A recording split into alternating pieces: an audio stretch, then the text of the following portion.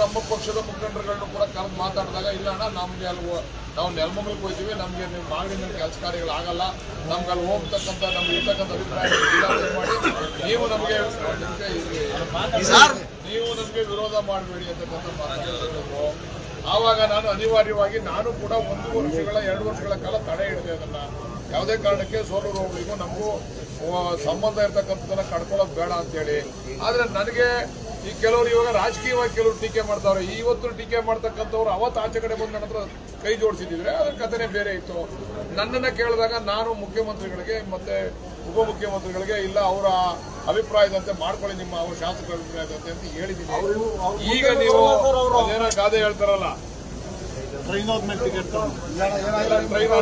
ತಗೊಂಡು 5 ಬಾರಿ ಆದ್ರೂ 50 ಬಾರಿ ಆದ್ರೂ ಅಷ್ಟೇ ಕಂಡ್ರಿ. ಈಗ ನಾನು ನಿಮ್ಮ ಅಭಿಪ್ರಾಯವನ್ನ ಸರ್ಕಾರದ ಗಮನಕ್ಕೆ ತರ್ತೀನಿ. ಇವ್ರು ಹೇಳಿದ್ರು, ಇವಾಗ ನಾನು ಹೇಳಿದೆ ನನ್ನ ಅಭಿಪ್ರಾಯನ 5,000 ಜನ ಸೇರಿಸಿ ನೀವು ಸೋಲೂರು ಹೋಬಳಿ ಲೀಡರ್ಗಳನ್ನ ಅಥವಾ ಸಾರ್ವಜನಿಕರನ್ನ ನಾನು ಸೋಲೂರು ನಾನೇ ಬರ್ತೀನಿ. 5,000 ಜನ ಒಕ್ಕಲಿನಿಂದ ಇಲ್ಲ ನಮಗೆ ಇದು ಮಾಗಡಿಲೇ ಉಳಿಬೇಕು ಅಂತಂದ್ರೆ ಆವಾಗ ನಾನು ನಿಮ್ಮ ಪರ ನಿಂತ್ಕೊತೀನಿ. ಸುಮ್ಮನೆ ನೀವು ಬೆರಳಿಕೆ ಜನ ಈಗ ಬಂದು 200 ಜನ 300 ಜನ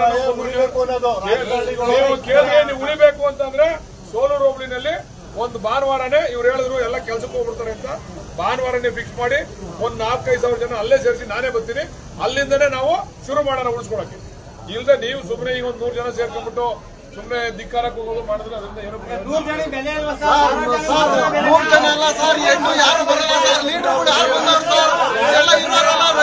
ಸಾರ್ವಜನಿಕರನ್ನ ಸೇರಿಸಿ 4,000 ಜನ ಸೋಲೂರು ಹೋಬಳಿ ಜನ ಸೇರಿಸಿ ನಮ್ಗಿಲ್ಲ ಇರಬೇಕು ಅಂತ ಹೇಳಿಸಿ ಅಲ್ಲಿಂದನೇ ನಾನು ನಿಮ್ಮ ಅದನ್ನ